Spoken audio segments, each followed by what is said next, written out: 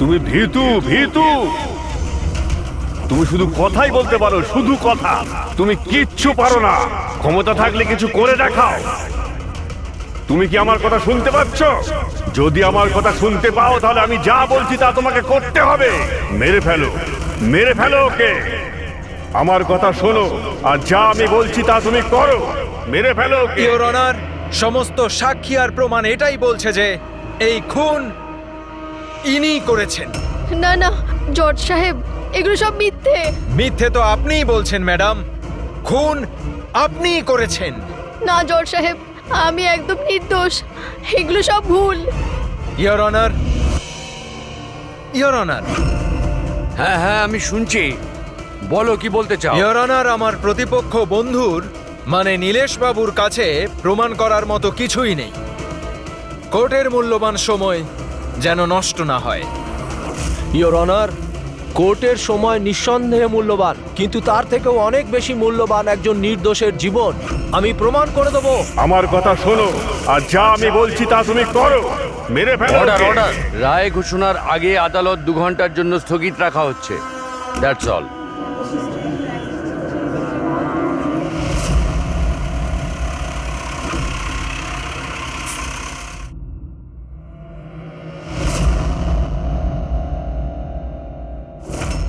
শোনো, তোমাকে ওকে মেরে ফেলতে হবে। তুমি এটা করতে পারো। ওর বেঁচে থাকার কোনো অধিকার নেই। ওকে মরতেই হবে। ওকে মেরে ফেলো, ওকে মেরে ফেলো তুমি।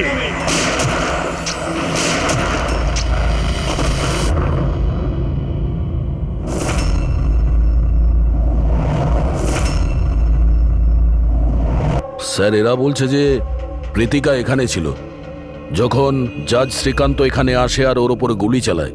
তারপরে ও এখানে এসে নিজেকেই নিজে গুলি করে দিয়েছে। ওখানে যখন এসব ঘটনা ঘটে তখন যারা ছিল তারা কোথায়? তারা কোর্টরুমে আছে।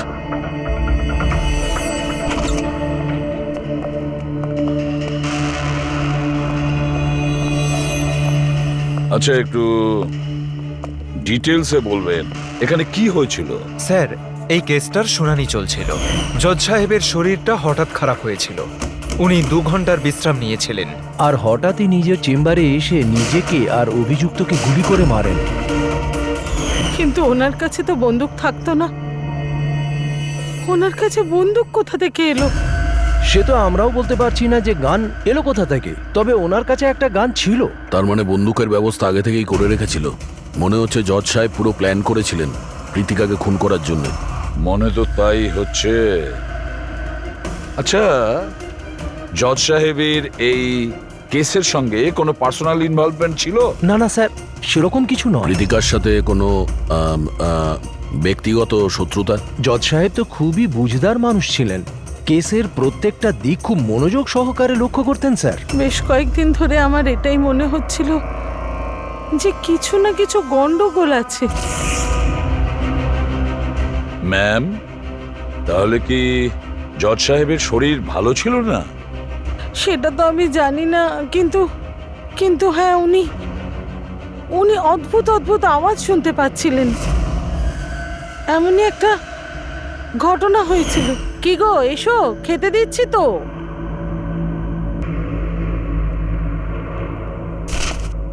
এই প্রতিবেশীদের কথার আর শেষই নেই। যখন খুশি যা খুশি বলে যাচ্ছে। আরে কি হলোটা কি? এত বিরক্ত হওয়ার কি আগে আছে? গিয়ে পড়শিদের মুখটা বন্ধ করো। ওদের বকবক শোনার আমার কোনো ইচ্ছে নেই। কি যে বলো না তুমি। প্রতিবেশীরা তো গত 1 মাস ধরে লন্ডনে আছেন। আরে ওনাদের গলা এখানে কি করে আসবে? কি উল্টোপাল্টা বলছো? কি গো কৌশল, জানি না যে ওর কি হয়েছে, এমন অদ্ভুত ব্যবহার করছে। আর ওই জানো তুমি, ও প্রতিবেশীদের গলা শুনতে পাচ্ছে, যেখানে ওরা কেউ বাড়িতে নেই, বিদেশে গেছে। কাকে বলছো এইসব? কাকে বলছো? আর তুমি কি মনে করো আমি মিথ্যে কথা বলছি? কি দেখছো এইভাবে? নাটক বন্ধ করো। বলো, তোমরা এই ঘরে কি লুকিয়ে রেখেছো? বলো আমাকে, বলো। আমি সব জানি, সব জানি আমি। তুমি আমাকে পাগল করার চেষ্টা করছো না? হ্যাঁ, কি যে বলো না তুমি, কি হয়েছে তোমার? হ্যাঁ, নিজের অবস্থা দেখো, কি দশা হয়েছে তোমার। আর এখানে কেউ নেই, কার গলা শুনতে পাচ্ছ তুমি? নন্দিনী, আমি ওদের কথা শুনতে পাচ্ছি। এখানেই আছে, এখানেই আছে, কিন্তু আমি কারো কথা শুনবো না, কারোর কথা শুনবো না। আচ্ছা, ওনার কোনো মানসিক রোগ ছিল না তো? না না স্যার, 15ই এপ্রিল অব্দি তো উনি ভালোই ছিলেন, কিন্তু হ্যাঁ, রেড ক্যান্ডি হসপিটালে যে গেলেন তারপর থেকেই এই সমস্ত ঘটছে। Red candy hospital? হ্যাঁ, স্যার, এই হসপিটালে গিয়ে দেখি কি হয়েছিল ওখানে যে হঠাৎ এই জজ সাহেব এরকম ব্যবহার করতে শুরু করলেন। স্যার, এই কেসটায় তাহলে আর বাকি কি রইল? যেই লোকটা খুন করেছিল সেই নিজেকে মেরে ফেললো। সেটাই তো খোঁজ নিতে হবে ফেডরিক, সেটাই তো খোঁজ নিতে হবে যে একজন জজ সাহেব তার সামনের অভিযুক্তকে কেন গুলি করলেন আর খুনি বা কেন করলেন, আর তাছাড়াও তারপরে নিজেকে উনি গুলি করলেন কেন? স্যার, হসপিটাল অথরিটি বলল যে জজ সাহেব এখানে সাইকিয়াট্রিক ট্রিটমেন্টের জন্য নয়, বরঞ্চ ডেন্টিস্টের সঙ্গে কথা বলতে এসেছিলেন। ডেন্টিস্টটা কে? Sir, doctor Raman. Hello sir, বলুন আপনাদের কি হেল্প করতে পারি? এখন তো আপনি ডক্টর রমনকে ডাকুন, আর সঙ্গে ওর অ্যাসিস্ট্যান্ট।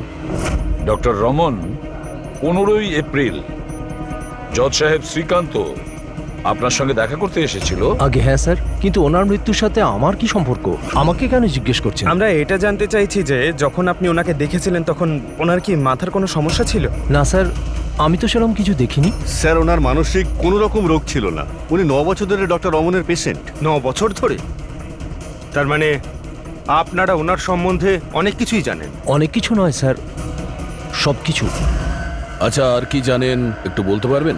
আপাতত এইটুকুই বলতে পারি যে উনি খুব শর্ট টেম্পার্ড ছিলেন, খুব তাড়াতাড়ি উনি রেগে যেতেন, বাট মানসিক অসুস্থ নয়। যদি ওনার কোনো মানসিক রোগই না থাকে তাহলে উনি আওয়াজগুলো কেন শুনতে পেতেন?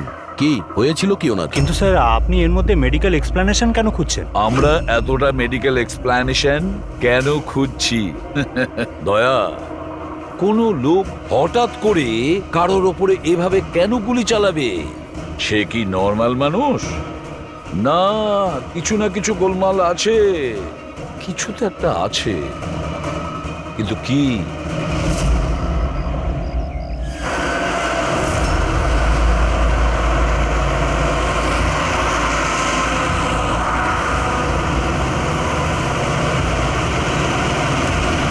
বীরেন, তুমি শুধু শুধু চিন্তা করছো। সিকিউরিটির দায়িত্ব যখন ধনঞ্জয় নিয়েছে তখন আমরা নিরাপদে পৌঁছে যাব।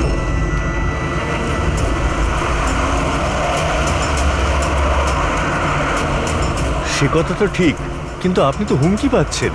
দেখো বীরেন, আমাদের এই কাজে অনেক হুমকি টুমকি আসে, আর এইসব হুমকি টুমকিতে আমি একেবারেই চিন্তিত নই। তা নয়, ভয় তো আমিও পাচ্ছি না, কারণ আমি ধনঞ্জয় আর টিমকে পুরো ভরসা করি।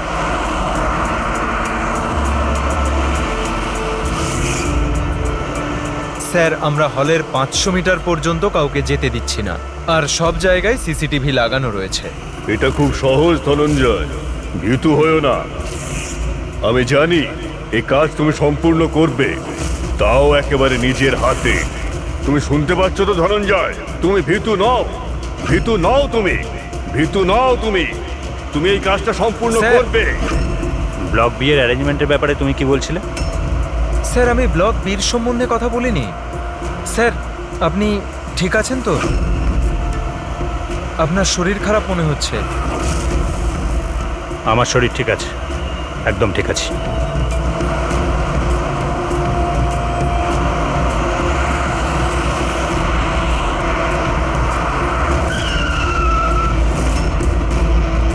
ধনঞ্জয়, তোমার ওকে মারতেই হবে। মেরে ফেলো ওকে, ওকে মেরে ফেলো, ওকে মেরে ফেলো ধনঞ্জয়, মেরে ফেলো। গাড়ি থামাও।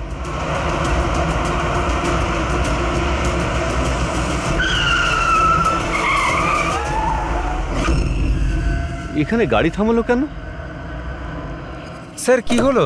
এগিয়ে যাও ধনঞ্জয়, তোমার মিশনকে কমপ্লিট করো। মেরে ফেলো ওকে, ভীত হয়েও না ধনঞ্জয়, মেরে ফেলো ওকে। তুমি তুমি এটা করতে পারো, ধনঞ্জয় এদিকে কেন আসছে? এগিয়ে যাও ধনঞ্জয়, ওকে মেরে ফেলো, মেরে ফেলো ওকে, ওকে মেরে ফেলো। আমি দেখছি, দাঁড়াও। ওকে।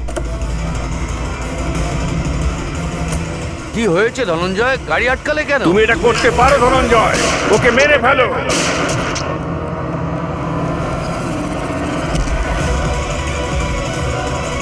ও মাই গড, সঞ্জিত বাবু, আপনার কি হলো? ধনঞ্জয়, এসব কি করলে তুমি?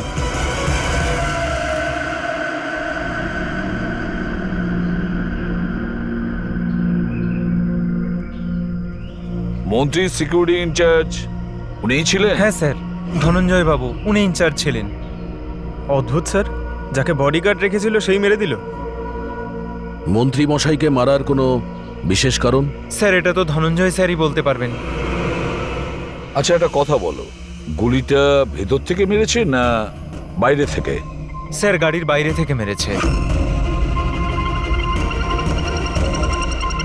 ধনঞ্জয়, ধনঞ্জয়, শকে আছে মনে হচ্ছে। তোমরা কোথায় যাচ্ছিলে? স্যার একটা চিলড্রেন ফাউন্ডেশনের মিটিং ছিল, ওখানে যাচ্ছিলাম। আমাদের গাড়ি আগে ছিল আর মিনিস্টারের গাড়ি পেছনে। আর আমি ধনঞ্জয় স্যারের সাথে সিকিউরিটির ব্যাপারে কথা বলছিলাম, কিন্তু উনি আমার কোনো কথায় মনোযোগ দিচ্ছিলেন না। আর কেমন কেমন যেন বিহেভ করছিলেন স্যার, আর দেখে মনে হচ্ছিল যেন খুব টেনশনে আছে। আমি জিজ্ঞেস করলাম কি হয়েছিল, উনি কেমন উল্টোপাল্টা কথা বলতে লাগলেন। স্যার, জজ শ্রীকান্তের সঙ্গেও তো এটাই হয়েছিল। আচ্ছা, এই দুটো কেস একই রকম নয় তো? আর কেউ ছিল মন্ত্রীবাবুর সঙ্গে? স্যার বীরেনবাবু। বীরেনবাবু, হ্যাঁ স্যার। আপনি মন্ত্রীবাবুর সঙ্গে ছিলেন তো? হ্যাঁ স্যার, আমি ছিলাম। মন্ত্রীমশাই আপনাকে কিছু বলেছেন এই ধনঞ্জয়ের ব্যাপারে? স্যার, মিনিস্টার সবসময় ধনঞ্জয়ের প্রশংসাই করতেন স্যার। ওনার প্রাণ সংশয় ছিল। এই কিছুদিন আগেই ধনঞ্জয় ওর প্রাণ বাঁচিয়েছিল। বড় অদ্ভুত ব্যাপার স্যার, কিছুদিন আগে যেই লোকটা নেতার প্রাণ বাঁচালো, আজ সেই লোকটাই তাকে খুন করলো। আচ্ছা, গুলি মারার পরে ধনঞ্জয় পালিয়ে যাওয়ার চেষ্টা করেছিল? না স্যার, বরং নিজেকে গুলি মারার চেষ্টা করেছিল। স্যার, অনেক কষ্ট করে সিকিউরিটি গার্ডরা ওকে আটকেছিল স্যার। অদ্ভুত ব্যাপার স্যার। জজ শ্রীকান্ত খুন করার পরে নিজেকে নিজে গুলি মেরে দিয়েছিল, আর এও নিজেকে গুলি করার চেষ্টা করেছিল। একটা কাজ করা যাক, ধনঞ্জয়কে বিউরোতে নিয়ে যাই, ওখানে গিয়েই জিজ্ঞাসাবাদ করব আমরা। আর একটা কথা বুঝতে পারছি না দয়া, খুন করার পরে খুনি তার নিজেকে গুলি কেন করছে? কেন?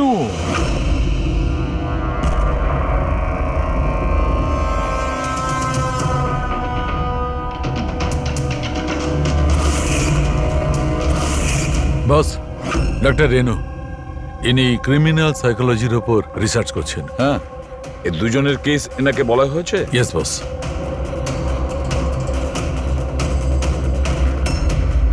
আমার ছেলে কোথায়? আমি ওর কাছে যাব। ইনি মিনিস্টারের সিকিউরিটি ইনচার্জ ধনঞ্জয়ের মা। ও, ওকে এখানে কেন এনেছেন? দেখুন, আপনার ছেলে মন্ত্রীবাবুকে খুন করেছে। না না, আমার ছেলে কাউকে খুন করতে পারে না। ও তো নিজেই অসুস্থ, ওর মানসিক পরিস্থিতি ঠিক নেই। কি কি অসুখ হয়েছে আপনার ছেলের? গত কিছুদিন ধরে ও কিছু কিছু আওয়াজ শুনতে পেত।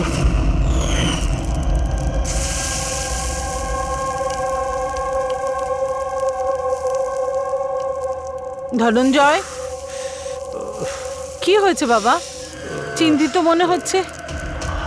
অফিসে কোনো প্রবলেম আছে নাকি? কোনো টেনশন? দুদিন ধরে তুই আমার সঙ্গেও ভালো করে কথা বলছিস না। কেউ তো আছে এখানে।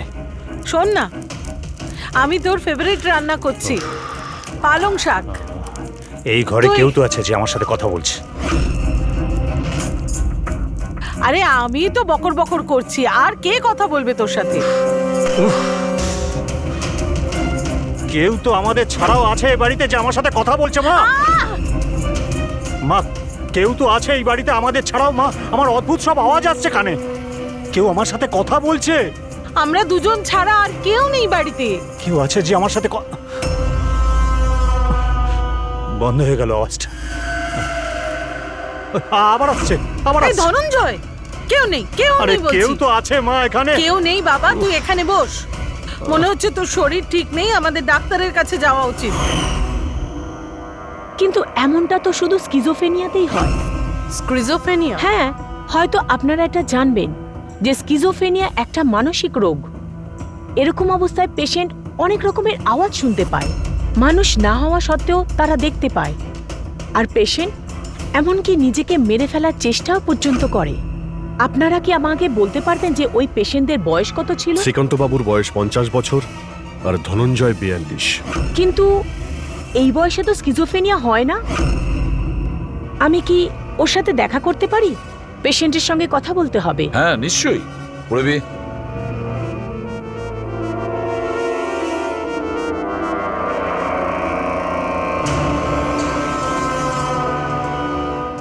ধনঞ্জয়, তুমি সঞ্জিতকে কেন মেরেছো? তোমায় কিছু জিজ্ঞেস করলাম। ধনঞ্জয়, তুমি সঞ্জিতকে কেন মেরেছো? অদ্ভুত সব আওয়াজ কানে আসছিল, যে আমাকে উত্তেজিত করছিল। বলছিল যে আমি একটা কাপুরুষ, আমি একটা, আমি কারো খুন করতে পারবো না। আর ওই আওয়াজটা আমায় এমন উত্তেজিত করলো যে আমি খুনই করে দিলাম।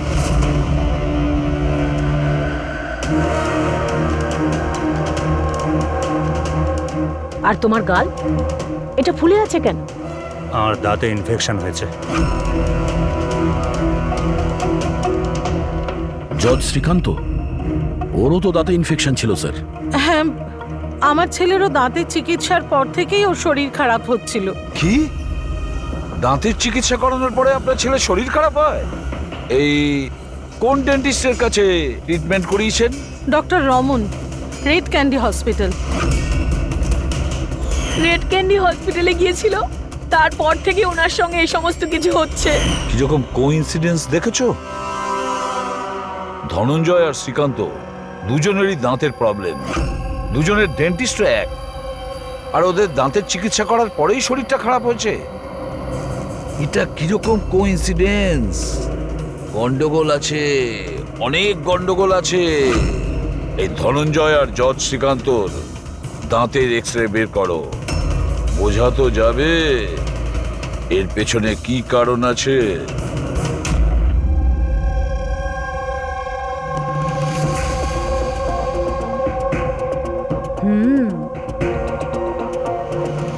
এটা কি হতে পারে স্যার? এটা দেখুন। কি হয়েছে? এই মার্কস। তাই তো, দাঁতের উপর এগুলো কি ফরেন অবজেক্টের মতো? এক্স্যাক্টলি, তার উপর দুজনের দাঁতেই রয়েছে। দুটো লোকের দাঁতের উপর কিছু একটা ফরেন বডির মতো কিছু একটা, কি হতে পারে? সারিকা, হ্যাঁ এক কাজ করো, এসিপি সাহেবকে ফোন করো, ওনাকে বলে দাও কেসের সূত্র পাওয়া গেছে।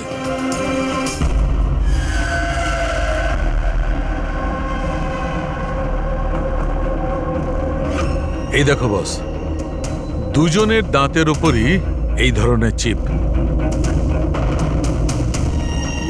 এটা তো বাদ দেখছি। হ্যাঁ স্যার, আপনি ঠিকই বলেছেন। স্যার, এটা তো গোয়েন্দাগিরিতে ব্যবহার করার জন্য ট্রান্সমিটারের মতো। বস, এর জন্যেই শ্রীকান্ত আর ধনঞ্জয় ওই আওয়াজ শুনতে পেত। তাহলে এই চিপটা ট্রিগারের কাজ করছিল, এর মাধ্যমে ওই উস্কানির শব্দ ওর কানে পৌঁছচ্ছিল, আর সেই জন্যই ওরা খুন করতে বাধ্য হচ্ছিল। আমার তো মনে হয় এই কাজটা ডক্টর রমনেরই। উনিই দাঁতের চিকিৎসা করেছেন। জিজ্ঞাসাবাদ করতে হবে ডক্টর রমনকে, আর একজন এক্সপার্টকেও ডাকো। আর ট্রান্সমিটারের ব্যাপারে পুরো ব্যাপারটা আমাদের জানতে হবে। ডক্টর রমন, দাঁতের মধ্যে ট্রান্সমিটার লাগাতেও আপনি শুরু করে দিয়েছেন? ট্রান্সমিটার? হ্যাঁ। কোন ট্রান্সমিটারের কথা বলছেন আপনারা? সেই ট্রান্সমিটারের কথা বলছি যেটা জজ শ্রীকান্ত তার সিকিউরিটি অফিসার ধনঞ্জয়ের দাঁতে পাওয়া গিয়েছে। দেখুন, আমার কথা বিশ্বাস করুন, আমি কোনো ট্রান্সমিটার লাগাইনি। এসব কি বলছেন কি আপনারা? ডাক্তারবাবু, দাঁতে ট্রান্সমিটার লাগাবেন কেন? স্যার, আপনারা আমাদের হসপিটালকে বরবাদ করতে এসছেন। ডক্টর রমন আমাদের হসপিটালের একজন দায়িত্বপূর্ণ ডক্টর স্যার। এই ধরনের কাজ উনি করবেন না। কিন্তু এই ধরনের কাজ এখানে তো হয়েছে। আমরা শ্রীকান্ত আর ধনঞ্জয়ের দাঁতের ভেতর থেকে এই ট্রান্সমিটার পেয়েছি। আর এই ট্রান্সমিটারের কারণে ওনারা দুজন স্কিজোফেনি হয়ে যায়। স্যার ওনারা দুজন আমার খুব পুরনো পেশেন্ট। শ্রীকান্ত 9 বছর আর ধনঞ্জয় 2। স্যার আমি আমার পেশেন্টের সাথে এরকম করব কেন? এটা তো আপনি বলবেন। কেন ট্রান্সমিটার লাগালেন? আমার কথা বিশ্বাস করুন, আমি কোনো ট্রান্সমিটার লাগাইনি। কারণ ওনার কাছে ট্রান্সমিটার লাগানোর আর তাকে মোলার ইমপ্ল্যান্ট করানোর ট্রেনিংই নেই। উনি শুধুই একজন ডক্টর, ভালো দাঁতের ডক্টর। আর স্যার আমরা এখানে দাঁত লাগিয়ে থাকি, বানাই না। দাঁত তো অর্ডার দিলে বাইরে থেকে আসে। কোথা থেকে অর্ডার করেন আপনারা দাঁত? ডেনজা biocare. ডেনজা biocare. Hendrick, Pankaj, doctor রমনের চেম্বারটা ভালো করে চেক করো, প্রতিটা কোণা ভালো করে দেখো। আর কতজনের দাঁত ইমপ্ল্যান্ট করেছেন? আগে প্রায় 20 জনের। আচ্ছা, তাহলে ওই 20 জনের নাম আর ঠিকানা আমাদের চাই। দয়া স্যার, হতে পারে ওই 20 জনের জীবনও বিপন্ন।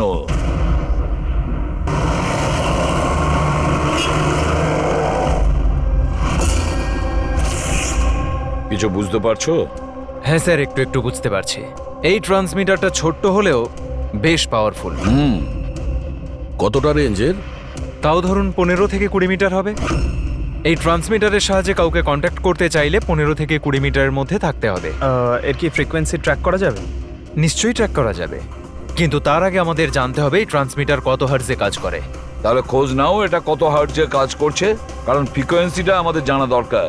যেখানে এর ফ্রিকোয়েন্সি অ্যাক্টিভ হবে সেখানেই আমাদের খুনি থাকবে। ঠিক আছে স্যার, আপনি একটু সময় দিন, আমি যত তাড়াতাড়ি সম্ভব বলছি। ঠিক আছে। এই কেসটা ঘুরে ফিরে ডক্টর রমনের দিকেই ইশারা করছে। সব সন্দেহের তীর ওর দিকেই যাচ্ছে। কিন্তু স্যার, উনি ওনার পুরনো পেশেন্টকে খুন কেন করবেন? হ্যাঁ স্যার, হসপিটাল অ্যাডমিনিস্ট্রেটর বলছিল যে এইরকম ট্রান্সমিটার বানানোর ক্ষমতা ডক্টর রমনের নেই।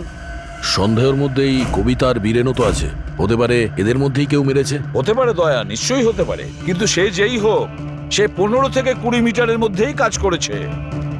আর ওই 20 জনের ব্যাপারে কি খোঁজ নিয়েছো? না স্যার, ওদের মধ্যে কোনো কানেকশন নেই। এমনকি শ্রীকান্ত আর ধনঞ্জয় ওরাও একে অপরকে চিনত না। তবু বলছি, তুমি ওই 20 জনের কাছে যাও, জিজ্ঞাসাবাদ করো ওনাদের সাথেও কি একই ঘটনা ঘটছে যেটা শ্রীকান্তের সঙ্গে হয়েছে। আরো একটা কথা, লয়ারের চেম্বার আর চেম্বুর খোঁজ নাও, ওখানে কটা সেলফোন অ্যাক্টিভ ছিল ওই খুনের সময়। আর দয়া, আর ওই দাঁত তৈরির কোম্পানিতে খোঁজ নাও, দেখো কে এমন আছে যে দাঁতের মধ্যে ট্রান্সমিটার ফিট করে দেয়।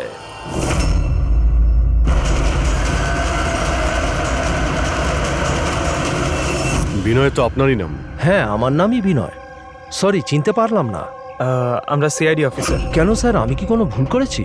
না না, আপনি কোনো ভুল করেননি। অ্যাকচুয়ালি আমরা একটা কেসের ব্যাপারে জিজ্ঞাসাবাদ করতে এসেছি। আপনার দাঁতের মধ্যে কোনো প্রবলেম ছিল না? হ্যাঁ। আচ্ছা, চিকিৎসা কোথায় করেছিলেন আপনি? Red candy hospital. আচ্ছা, ট্রিটমেন্ট করানোর পরে আপনার কোনো সমস্যা হয়েছে? আই মিন, কোনো অদ্ভুত ধরনের শব্দ শুনতে পাচ্ছেন, বা মানে কেউ কোনো অর্ডার দিচ্ছে কিছু করার জন্য? না, সেরকম কিছু নয়, তবে 2-1 ব্যথা হয়েছিল। সে তো নর্মাল, দাঁত লাগাবেন যখন একটু আধটু ব্যথা তো করবে। ঠিক আছে, যদি কোনো সমস্যা হয় তাহলে আপনি অবশ্যই আমাদের বলবেন। আর হ্যাঁ, অচেনা কারোর কোনো কথা শুনবেন না, আর কেউ যদি ডাকে কোনো অচেনা জায়গাতে যাবেন না। ওকে, ঠিক আছে, ঠিক মনে আছে। রাখবেন কথাগুলো। ঠিক আছে। ডক্টর রমন খুবই ভালো। দাঁত লাগানোর পর আমার খুব একটা কিছু প্রবলেম হয়নি। আপনি কোনো আওয়াজ শুনতে পান? কি বললেন বুঝলাম না। না, যাদেরকে ডক্টর রমন দাঁত লাগিয়েছে তাদের মধ্যে কয়েকজন অদ্ভুত ধরনের আওয়াজ শুনতে পাচ্ছে। না, আমার সাথে তো এরকম কিছুই হয়নি। আচ্ছা, যদি আপনার সঙ্গে এমন কিছু হয় আপনি কিন্তু আমাদের ইনফর্ম করবেন। ইয়া, শিওর। আপনারা এখানে দাঁত বানান না মিনিয়েচার ট্রান্সমিটার? মানে কি স্যার? মানে এটাই যে এখানে দাঁতের মধ্যে ট্রান্সমিটার ফিট করা হয়, খুন করার ষড়যন্ত্র করা হয় এখানে। হ্যাঁ না স্যার, আপনাদের কোথাও ভুল হচ্ছে স্যার। আমরা এই ধরনের ইলিগাল কাজ এখানে করি না। ইল্লিগাল কাজ হয়েছে এখানে। এই দেখুন, রেড ক্যান্ডি হসপিটালে আপনারাই দাঁত পাঠিয়েছিলেন, তাই না? আগে হ্যাঁ ম্যাডাম। তার ভিতরে ট্রান্সমিটার ফিট করা ছিল। জজ শ্রীকান্ত আর সিকিউরিটি অফিসার ধনঞ্জয়ের দাঁত এখানেই বানানো হয়েছিল না? দাঁড়ান স্যার, চেক করে বলছি।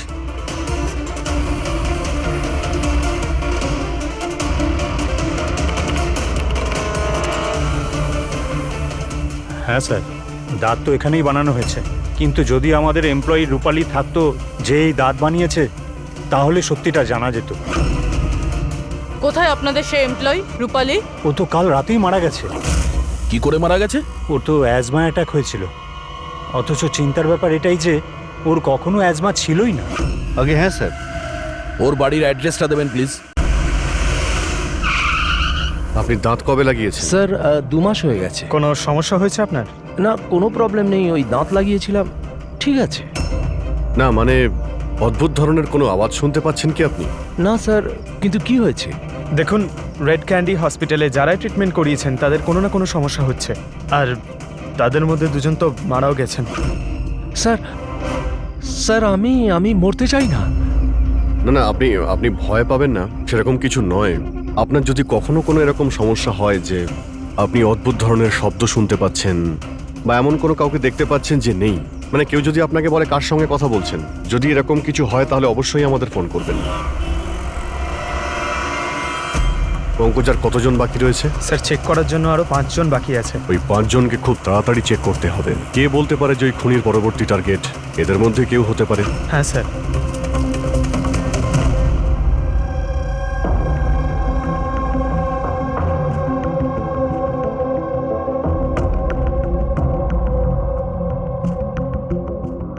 হ্যাঁ শোনো, কিছু জানতে পারলে?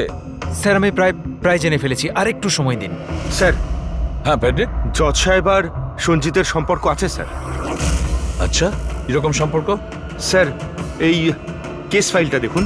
2009 সালে একজন ডাক্তার রিসার্চ করছিলেন, কিন্তু ওনার গ্রান্ট এই নেতা ক্যান্সেল করে দিয়েছিলেন। আর ডক্টরের প্র্যাকটিস করার লাইসেন্স ক্যান্সেল করেছেন মিনিস্টার সঞ্জিত, আর ওর শাস্তি ঘোষণা করেছে শ্রীকান্ত বাবু, আর নাম হলো ডক্টর ললিত। স্যার, এই ডক্টর ললিত আসলে কে? খোঁজ নিতে হবে ডক্টর ললিত কে আর কি ব্যাপারে তিনি রিসার্চ করছেন। তো আপনার মেয়ে টুথ ইমপ্ল্যান্ট করিয়েছে? হ্যাঁ, এই তো 2 দিন আগেই ইমপ্ল্যান্ট করিয়েছে রেড ক্যান্ডি হসপিটাল থেকে। স্যার, যেদিন থেকে টুথ ইমপ্ল্যান্ট করিয়েছে অদ্ভুত অদ্ভুত কথা বলে আর খুব ভয় পেয়ে থাকে। মা, মা, কি হলো, কিছু চাই? বাড়িতে কেউ এসেছে? কেউ আসেনি তো। না মা, কেউ তো এসেছে। আমি আছি, তুই আছিস, আর বাবা তো হংকং এ গেছে। আর কেউ এলে তো বেল বাজাবে, বেলও তো বাজেনি। জানি না মা, কি হচ্ছে। ঘুম থেকে ওঠার পর থেকেই মনে হচ্ছে যেন বাড়িতে কেউ আছে, আর আমার ব্যাপারে নানা রকমের কথা বলছে। বুঝতেই পারছি না। তোর শরীর ঠিক আছে তো? কোনো স্বপ্ন দেখেছিস নাকি? না মা, কোনো স্বপ্ন দেখিনি। মনে হচ্ছে না আমার কানে বাজছে সবকিছু। মা, প্লিজ একটা কাজ করো, আমার জন্য 1 কাপ চা দাও আমার ঘরে। আমার মাথা পুরো ঘুরছে। তো এখন জিয়া কোথায়? ওকে ব্যান্ড্রার একজন সাইকোলজিস্টের কাছে পাঠিয়েছি। দেখুন, আপনি এক্ষুনি ওই সাইকিয়াট্রিস্টের অ্যাড্রেসটা দিন। ওর সঙ্গে দেখা করাটা খুবই জরুরি। নাম্বারটা নিয়ে নাও। জিয়া, আজ তোমাকে ওই কাজটা কমপ্লিট করতেই হবে। তোমাকে যেভাবেই হোক ওকে মারতেই হবে। ওকে বাঁচিয়ে রাখলে চলবে না। যত তাড়াতাড়ি হোক মেরে ফেলো ওকে। ওকে মেরে ফেলতেই হবে।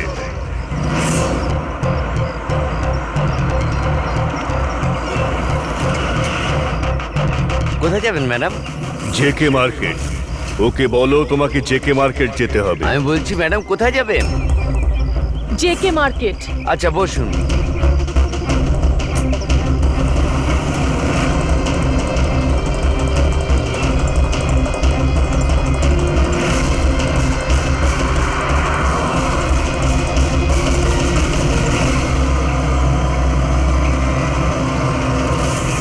জিয়া, তুমি ভীতু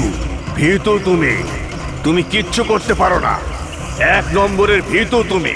মিথ্যে, আমি ভীতু নই, আর আমি কাউকে মারতে পারবো না। ম্যাডাম, আপনি আমাকে কিছু বললেন? হ্যাঁ, না না, আমি কিছু বলিনি। না, কিছু বলিনি, আমি এমনি একা একা কথা বলছিলাম।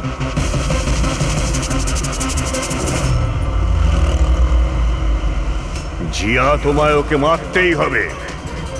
তুমি ওকে বাঁচিয়ে রাখতে পারো না, তোমায় ওকে মারতেই হবে জিয়া। মেরে ফেলো ওকে। না, আমি কাউকে খুন করতে পারবো না। কারণ না। আরে দাদা, গাড়ি কেন থামিয়ে দিলেন? ম্যাডাম, গাড়ি আর আগে যাবে না। কেন যাবে না? আমি তো বললাম ম্যাডাম, গাড়ি আর আগে যাবে না। যাবেন না যখন তো আগে বলতে পারতেন। ম্যাডাম, আপনি নামবেন না আমি গাড়ি থেকে নামবো?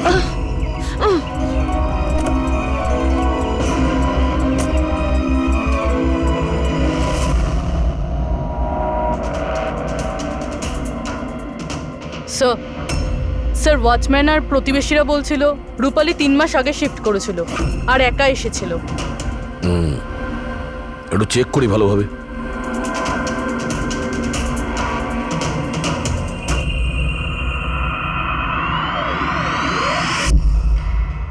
এটা কি?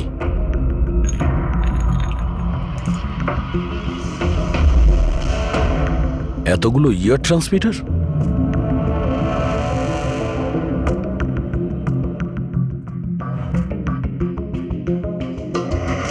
এই ডক্টর রমনের পেশেন্টদের পুরো ডিটেলস আছে এখানে।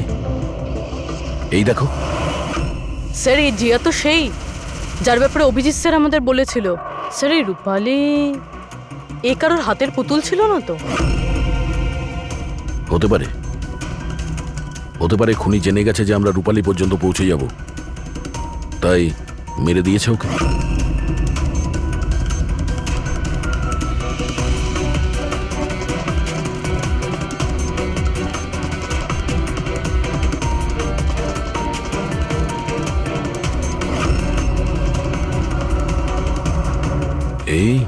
এই মিনিস্টার, সঞ্জিত, বীরেন আর জিয়া, এই 3 জনের মুখে রেড সার্কেল।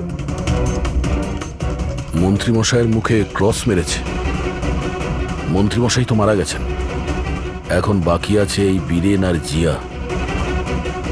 মানে পরের নম্বর এদের।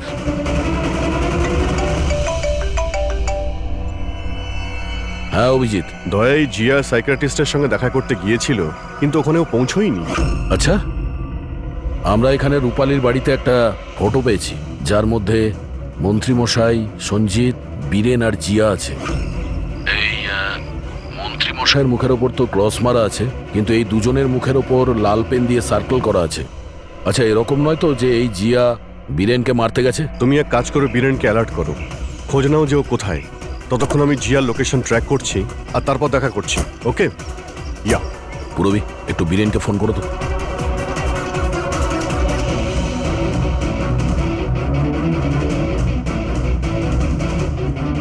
স্যার, বীরেনের ফোন তো বন্ধ আসছে। পেয়েছি স্যার। হ্যাঁ স্যার, এই ট্রান্সমিটার 1.8 মেগাহার্টজ থেকে 2 মেগাহার্টজের মধ্যে কাজ করে। গ্রেট। 1.8 মেগাহার্টজ থেকে 2 মেগাহার্টজ। হ্যাঁ স্যার। দেখ, আমার কথাটা মন দিয়ে শোনো। হ্যাঁ, প্রথমত ফেডরিক দারুণ কাজ করেছে। রিসার্চ করে এমন নাম বার করেছে যার কানেকশন মিনিস্টার সঞ্জিত আর জজ শ্রীকান্তর সঙ্গে। সেই লোকের নাম হলো ডক্টর ললিত। হ্যাঁ, ডক্টর ললিত। ইয়েস, আমার তো এই ডক্টর ললিতকে খুব গোলমেলে মনে হচ্ছে। আমার তো ওকেই সন্দেহ হচ্ছে, কারণ ডক্টর ললিতের কয়েক বছর আগে মিনিস্টার সঞ্জিত ডক্টর ললিতের প্র্যাকটিস করার লাইসেন্স ক্যান্সেল করে দিয়েছিল, আর তারপরে ওই ডক্টর ললিতকে জজ শ্রীকান্ত তার রায় ঘোষণা করেছেন। আর ফলাফল কি হলো? প্রথমে খুন হলো জজ শ্রীকান্ত, আর তারপরে মিনিস্টার সঞ্জিত মারা গেলেন। এই খুন কে করতে পারে? ডক্টর ললিতই করতে পারে। ওরই কানেকশন ছিল এই দুজনের সঙ্গে। ব্যাস, এবার ডক্টর ললিত যে ফ্রিকোয়েন্সি থেকে অপারেট করতো সেটা জানা গেছে। হ্যাঁ, টেকনো এক্সপার্ট আমাদের বলে দিয়েছে 1.8 মেগাহার্টজ থেকে 2 মেগাহার্টজ। ব্যাস, ওই ফ্রিকোয়েন্সি থেকে আমরা ট্যাপ করব ডক্টর ললিতকে। জানা যাবে যে ডক্টর ললিত কার কার সাথে কথা বলে এবং কি কথা বলে। আর দয়া, রেডিও ফ্রিকোয়েন্সি 1.8 মেগাহার্টজ থেকে 2 মেগাহার্টজ আমাদের সমস্ত পুলিশ স্টেশন এবং রেডিও ভ্যানকে জানিয়ে দাও। এবার দেখব আমরা কতদূর পালাতে পারে এই ডক্টর ললিত।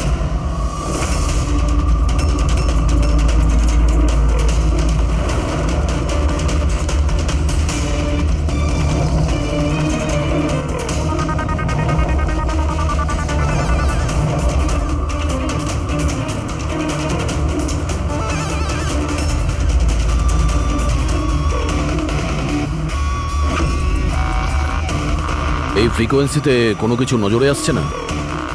যখনই কথা বলবে ধরা পড়ে যাবে। পুরো মুম্বাই এই ফ্রিকোয়েন্সিটাকে প্রত্যেক 5 কিলোমিটার অন্তর ট্র্যাক করছে। যদি জিয়া বীরেনকে মারতে যায় তাহলে সেই খুনি 1.8 বা 2তে নিশ্চয়ই আসবে।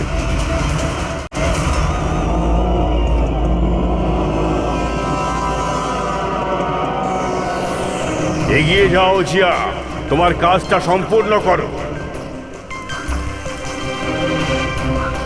এটা কে হতে পারে যে সঞ্জিতের খুনের ব্যাপারে আমাকে এখানে ডেকে পাঠিয়েছে? জিয়া, ওকে মারতে হবে তোমায়। ওর বেঁচে থাকার কোনো অধিকার নেই।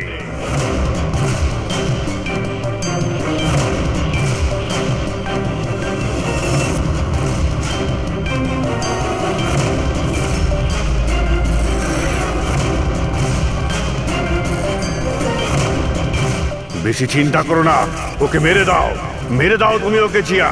ওর বেঁচে থাকার কোনো অধিকার নেই। ওর দিকে তাকাও, ভালো করে দেখো ওকে, ও তোমার সামনে রয়েছে। কিল হিম। ওর বেঁচে থাকার কোনো অধিকার নেই। ওরই গলার আওয়াজ। ফ্রিকোয়েন্সি লোকেট করো। দেখো, নিজের ব্যাগ থেকে গান বের করো।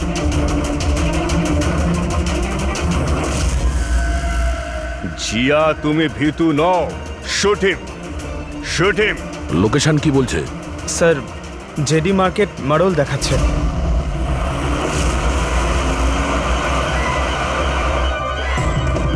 কামান জিয়া, মারো, মারো ওকে, মারো ওকে। স্যার, এসব কি হচ্ছে? ও আমাকে কেন মারতে চাইছিল? কেউ আমাকে ফোন করে বলেছে সঞ্জিতের খুনির ব্যাপারে আমাকে বলবে। ঘাবড়াবেন না, এটা একটা প্ল্যান ছিল। আপনি এখন সেফ আছেন, আপনি যেতে পারেন। ওকে স্যার, আমি যাচ্ছি। ওই খুনি এখানেই কোথাও আছে, ভিড়ের মধ্যে মিশে রয়েছে। সিগন্যাল তো এখানেই দেখাচ্ছে, এখানে।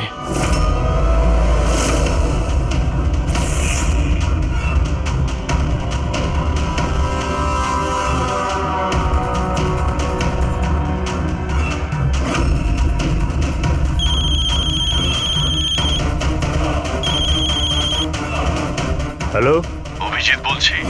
মাঝে মধ্যে আমাদের সঙ্গে দেখা করো। আর এদিক ওদিকে কি দেখছিস? আমি তোর পিছনেই আছি, মিস্টার ললিত।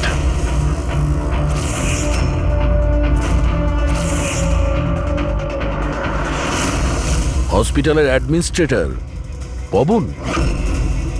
অপরাধী যতই তার নাম বদলাক আর তার বেশ বদলাক, একদিন না একদিন তাকে ধরা পড়তেই হয়। কি, চলো।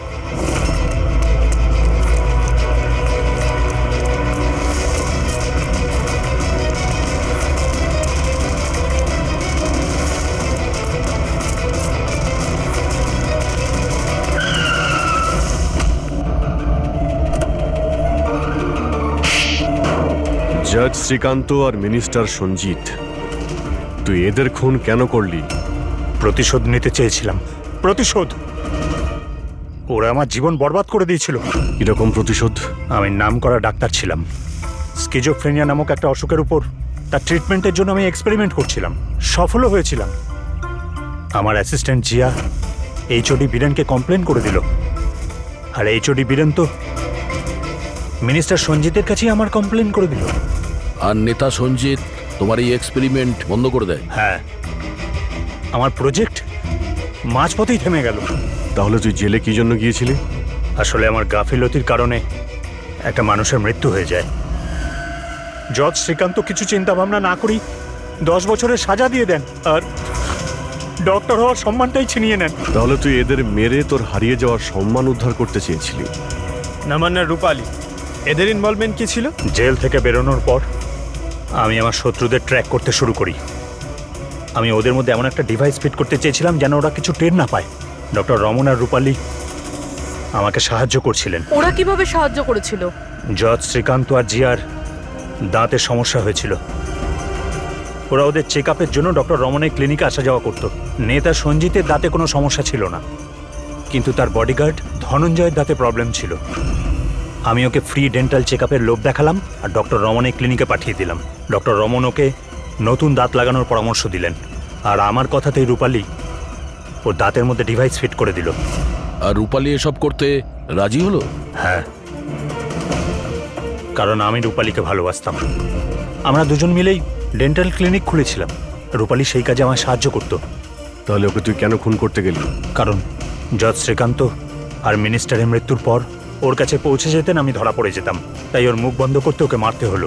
শুধুমাত্র বদলা নেওয়ার জন্য তুমি অনেক কিছু করেছো, কত সুন্দরভাবে খুন করেছো। এর ফল কি হয়েছে? শেষ পর্যন্ত ধরাই পড়লে না? আমার উদ্দেশ্য কাউকে মারা ছিল না স্যার, আমি জিনিয়াস সেটা প্রমাণ করতে চেয়েছিলাম।